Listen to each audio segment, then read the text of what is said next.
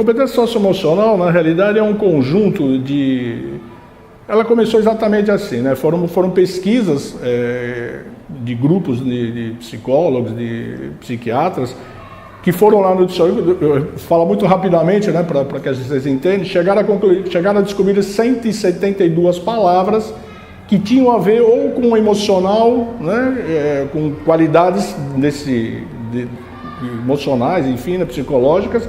Isso foi agrupado em 32 grupos, né, na realidade, e depois viraram o que eles chamam hoje de Big Five. Né? O que é o Big Five? São 4 palavrinhas que englobam todas essas 100 e poucas palavras, né, que a gente fala um pouquinho aí, que seria o quê?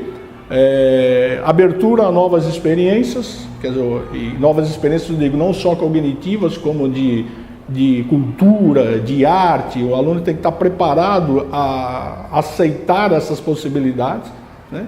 Aí você tem a extroversão, que é o aluno estar aberto realmente o que pode vir de novo para ele aceitar, ele pelo menos aceitar ouvir o que está sendo feito, né? Aí você tem o problema da ética, que hoje é uma coisa muito discutida no mundo inteiro, né?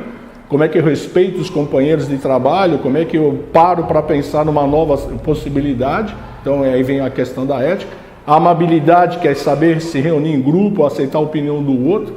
E você tem também depois a própria estabilidade emocional, que é saber no momento que você está sob pressão ou que uma ideia sua não foi aceita de maneiras como você idealizou, você tem a possibilidade de rediscutir isso em grupo.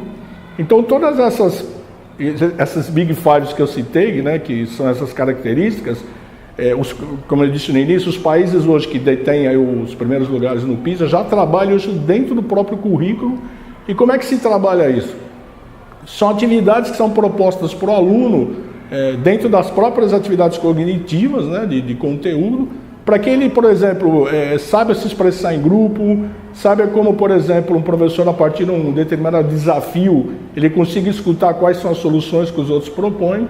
E aí você tem algumas linhas de trabalho, que é chamado ensino híbrido, que é uma coisa que também no Brasil está indo, uma grande revolução, que eu acredito para o século XXI, que nós já estamos, né?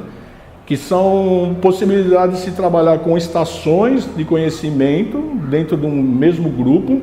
Cada uma dessas estações desenvolve um trabalho, uma parte desse projeto, desta pesquisa, e isso é rodado entre os alunos, porque cada um possa, dentro das habilidades que ele tenha, contribuir para que se feche este projeto. Então todos os alunos podem opinar, podem discordar, podem pesquisar, e aí vem a questão que eu disse do professor sair da condição de senhor do saber e passar a ser o mediador. Ele não dá mais respostas, ele simplesmente encaminha o aluno para as descobertas. Então ele passa a ser, o aluno passa a ser o senhor do caminho dele. Ele sabe que caminho ele segue, que velocidade que ele vai atingir, porque ele tem metas a serem cumpridas, mas aquilo que ele mesmo se propõe. Então, esse desafio hoje para o professor é o que eu acho mais importante, mais realmente motivador para que o professor mude. Então essas competências hoje, as indústrias, eu já tenho conversado aí com muitos CEOs ou pessoas que lidam com RH de grandes empresas, que dizem o seguinte, a gente tem programas de trainees, são pessoas que saem hoje das universidades, altamente capacitados, de grandes universidades, com grandes currículos, são jovens que estão à procura de um primeiro emprego, de uma carreira. São custos altos para essas empresas, programas de 2 anos, que a partir do 6º, 7º mês, ela desiste desse programa, por quê? Ela tem uma competência técnica muito apurada, mas quando você começa a ter que trabalhar em grupo, isso começa a ser um desafio muito maior do que ele resolver problemas técnicos. Aí eles são obrigados ou a desligá-los, ou a própria pessoa pede realmente a não continuidade do trabalho, porque ela não se sente confortável em compartilhar esses conhecimentos. Então isso aí está sendo hoje um grande problema já na indústria mundial, em serviços, em qualquer que seja a área de trabalho, e isso no Brasil também já está acontecendo muito fortemente.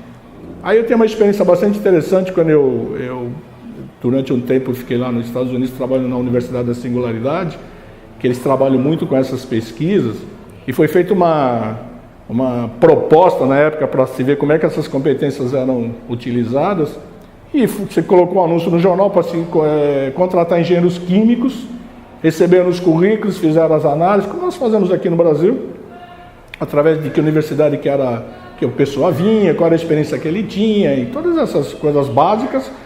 Chegou-se à conclusão, ou se definiu por 6 candidatos. E esses 6 candidatos, a proposta que foi feita para os chefes de RH os americanos era como que se decidiria entre os 6 qual seria o melhor para a empresa, já que eles tinham praticamente as mesmas competências técnicas, a mesma formação. E aí o desafio que foi dado a eles foi o seguinte: eles puseram numa mesa, num laboratório, todos os ingredientes de um bolo, né, com batedeira, tudo que tinha direito, e disseram para eles o seguinte: nós voltamos em meia hora e queremos um bolo de chocolate. E saíram da sala e filmaram isso. Quer dizer, quem foi escolher? Aquele que tinha habilidade suficiente para integrar com o grupo, buscar novas soluções, ter uma extroversão, estar aberto a novas experiências, para que nenhum deles, eram todos homens, nenhum deles tinha a menor ideia de como se fazia um bolo. Então, como é que eu busco essa solução? Aí você consegue, além de ter toda a parte técnica analisada, também ter analisado como é que ele se sai numa condição completamente inesperada. Então, isso é o que o mundo hoje já está precisando, né? Eu falo isso muito para os alunos, né? Os alunos que hoje estão entrando aí no infantil, que estão hoje no Fundamental 1, eles vão estar formados no médio daqui 10, 12 anos, né? Que profissão que ele terá? Não tem a menor ideia. As profissões surgem de uma maneira que você nem imagina, né? Hoje você tem engenharia de genética, você tem nanotecnologia, coisas que 4, 5 anos atrás não existiam. Então esses são os grandes desafios hoje da educação.